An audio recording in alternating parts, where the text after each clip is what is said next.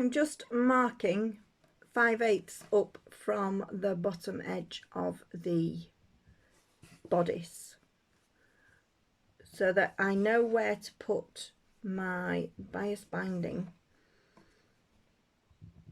because bias binding doesn't have 5/8 of an inch seam allowance, but my dress does. So if I just put the edge of the bias binding up here,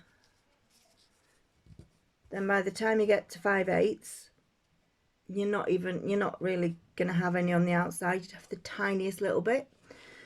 So I need this to be over here with the 5/8, so that then I know that I will have just over 1/4 of an inch showing, because that's what I want. So I've marked all the way around. I didn't have any plain, so I've gone for spotty bias binding because I think that matches quite nicely with the dinosaur. So yeah, I'm going to pin this bias binding on so it comes with the two edges together,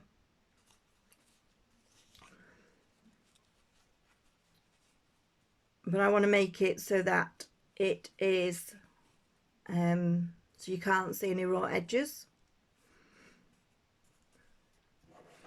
And we're going to start over here.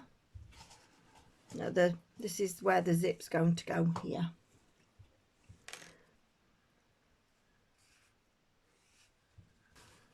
Maybe I can see what I'm doing. Now remember that anything cut on the bias has a natural stretch to it. Cotton doesn't have any stretch unless there's some being woven into it. As soon as you cut something on the bias, it stretches. So if you pull your bias binding, you will stretch it. It won't give you the best finish.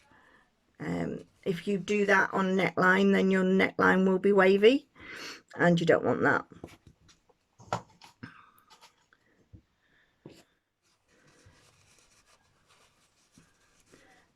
But because we're going around a curve, bias binding is perfect because it curves beautifully. Just don't stretch it around the curve. Make sure that you are just making sure it lies nice and flat onto your fabric. It's all pinned on now. The next thing I'm going to do is, because I've got to then put the skirt bit and encase this in between, I won't be able to see my pins, which means that I could quite well break a few needles. So I'm going to sew. I'm going to put this edge here, this edge at 5/8, and attach this all the way along, and then I'll attach the skirt as well. I've attached the bias binding, which is now in between the two seams, and I quite like it. I think we'll stick with it. I'm now going to overlock these two seams together and then press the seam up towards the top, and I think I'll do a line of top stitching to make sure that that flap stays upwards as well. I've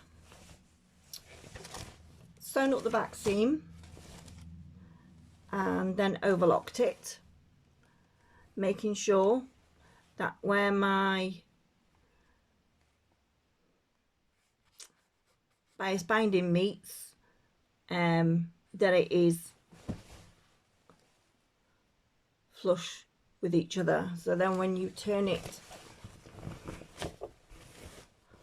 on the right side, you've got a nice little V. one of the easiest ways of doing a V is the way this dress has been done, because you put this together and then do that seam. It was far harder in the 80s when you had to try and get it to a point, and they were a continuous piece of fabric. I have also joined the shoulder seam ready for me to put on the bias for round the neck to match in with the bias round the bodice and skirt joining, and I've overlocked the bottom of the dress ready for hemming. So the binding for the neck is virtually the same as for the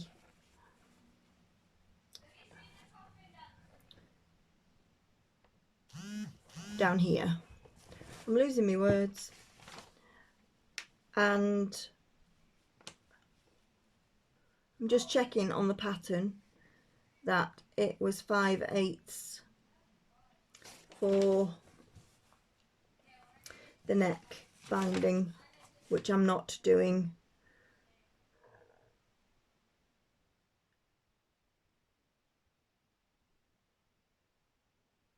Yes, 5/8.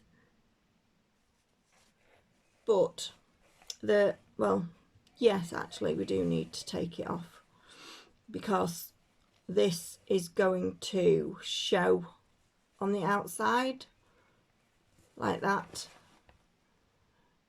I say usually I'd do this the same way that I did the other binding, which would be to put it on like this. You'd sew there, I'd then trim that, and then I'd sew that on the inside, and you wouldn't be able to see any of it, but I want to be able to see it.